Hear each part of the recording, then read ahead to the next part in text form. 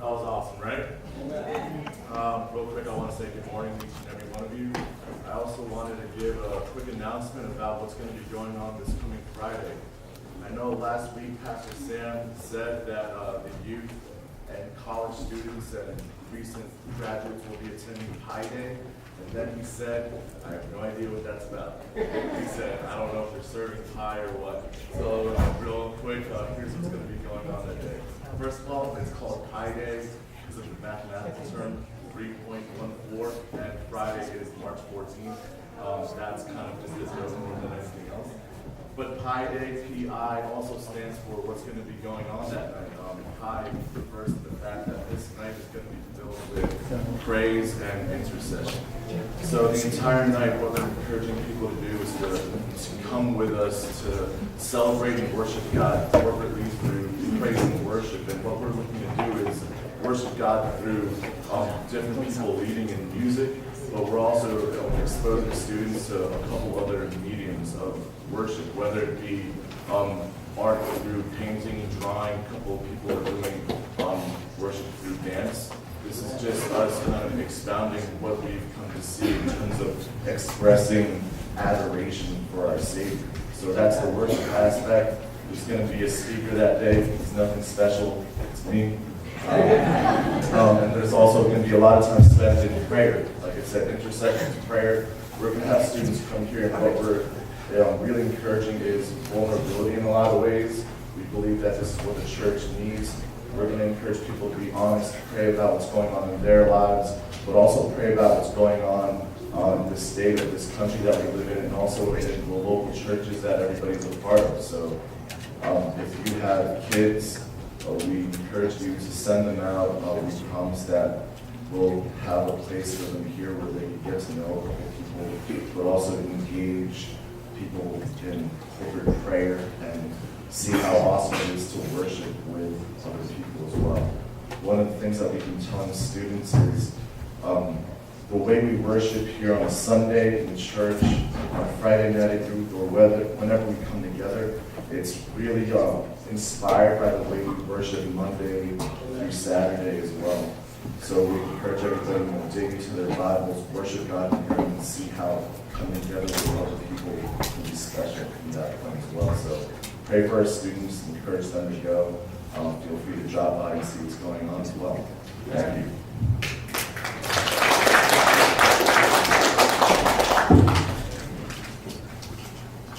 All right. Now, you're going to have to come by, right? Hopefully, check it out, see what's going on. I'd like to challenge you to do that, because seeing these young people come together and worship and pray is so encouraging. So they're the future of the church. They're the future. They decide and you see how the Lord is using them. So thank you, Leah. Thank you, young people, for that powerful message and powerful Jesus who He saves. That's exactly what we proclaim. So Friday, what time again? 7 o'clock. So come for 7, be here. Parents of young people are expected to bring your youth here, and also pick them up right after. I don't know what time will be done. It's a joy. Because enjoy the moment of being their parents. Also, before we have a message, I'd like to remind you once again that come November, March 29th, there will be a conference at Bible Church International. It's called Elevate Conference. It's from 10 a.m. to 3 p.m. So I have already assigned the men's house president, Brother Clyde, to pass on and encourage the men, and also Sister Jeanette to encourage the ladies. And this is important in the life of our church, to be present there to represent ICF during this time of encouragement. We're going to have speakers. Pastor Jerry will talk about how the equal is going on in their church, and then we're going to have another speaker coming from, I believe, from Chicago, speaking to the youth, the young people, and how we can bridge the gap between communication between the the new generation, the X generation, or Generation X, and us who couldn't really translate and understand really what they say most of the time. So those were the things that we learned together. Today we're going to continue in our study in the book of Genesis. And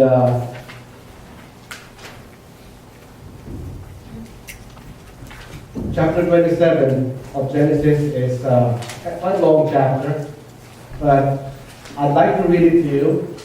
I intentionally didn't put it in our PowerPoint, so if you have your Bibles, whatever translation you have, open it to Genesis 27. But I'll be reading from the New King James Version. And follow along as we read it. I'd like to encourage you as I read this chapter to picture in your mind the event. This is a very important event, and for me, one message is not enough for this chapter, but I'll try my best to concise it and to challenge it, because there's only a few important points that we can bring home this morning from this chapter. Genesis 27. Now it came to pass, when Isaac was old and his eyes were so dim that he could not see, that he called Esau his older son and said to him, "My son." And he answered him, "Here I am." Then he said, "Behold, now I am old. I do not know the day of my death. Now therefore please take your weapons, your quiver and your bow, and go out to the field and hunt game for me, and make me savory food, such as I love, and bring it to me, that I may eat, that my soul may bless you before I die." Now Rebekah was listening when Isaac spoke to Esau his son. And Esau went to the field to hunt game and to bring it. So Rebekah spoke to Jacob, her son, saying, "Indeed, I heard your father speak to Esau, your brother, saying, 'Bring me game and make savory food for me, that I may eat it and bless you in the presence of the Lord before my death. Now therefore, my son, obey my voice according to what I command you. Go now to the flock and bring me from there 2 choice heads of the goats, and I will make savory food from them for your father, such as he loves.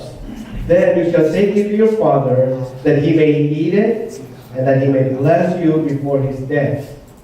And Jacob said to Rebekah, his mother, 'Look, Esau my brother is a hairy man, and I am a smooth-skinned man. Perhaps my father will feel me, and I shall seem to be a deceiver to him, and I shall bring a curse on myself and not a blessing.' But his mother said to him, 'Let your curse be on me, my son. Only obey my voice, and go get them for me.' And he went and got them and brought them to his mother. And his mother made savory food, such as his father loved. Then Rebekah took the choice clothes of her elder son Esau, which were with her in the house, and put them on Jacob her young son. And she put the skins of the goats on his hands and on the smooth part of his neck.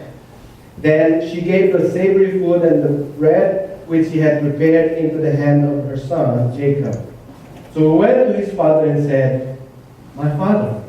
And he said, 'Here I am.' 'Who are you, my son?'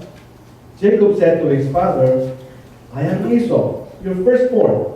I have done just as you told me. Please arise, sit, and eat of my game, so that your soul may bless me.' But Isaac said to his son, 'How is it that you have found it so quickly, my son?' And he said, 'Because the Lord your God brought it to me.' Isaac said to Jacob, 'Please come near, that I may feel you, my son, whether you are really my son Esau or not.'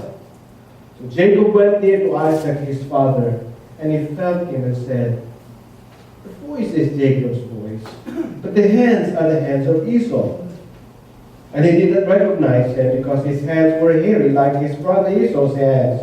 So he blessed him. Then he said, 'Are you really my son Esau?' He said, 'I am.' He said, bring it here to me, and I will eat of my son's game, so that my soul may bless you. So he brought it near to him, and he ate, and he brought him wine, and he drank. And his father Isaac said to him, come near now and kiss me, my son. And he came near and kissed him. And he smelled the smell of his clothing and blessed him and said, surely the smell of my son is like the smell of a field which the Lord has blessed.